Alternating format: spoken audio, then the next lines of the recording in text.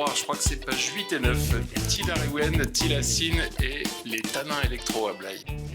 Junkpage, journal culturel, gratuit, disponible partout en Nouvelle-Aquitaine. Alors, tous les concerts, les expos y sont recensés. Comment est-ce qu'un journal de cette qualité peut être gratuit?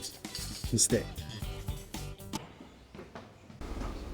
Salut Vincent. Bonjour Guillaume, bienvenue chez Junkpage. T'es le fondateur, toi, c'est ça? C'est ça, la rédaction. Là, je te présente les deux community managers. Salut. Ça, c'est Alfred qui nous avait fait une spécifique pour 2020. On a souhaité une bonne année à tout le monde et le Covid est arrivé dans la foulée. On a sorti 132 numéros. Et pourquoi t'as créé ça? Parce qu'il y avait un manque, parce qu'on est des fous, parce qu'on aime la culture. Il est très classieux comme journal. C'est le cahier des charges. Il faut être vraiment exigeant pour intéresser les gens. Claire, comment on fait un journal comme ça, gratuit, culturel, qui tire à combien d'exemplaires? 20 000. Avec beaucoup de passion, j'ai envie de dire.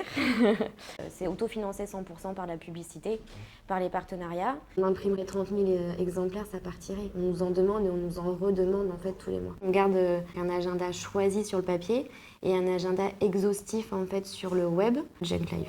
Les Bordelais ont la chance, en plus de Junkpage, ils ont un deuxième journal indépendant gratuit, Utopia, la gazette du cinéma indépendant.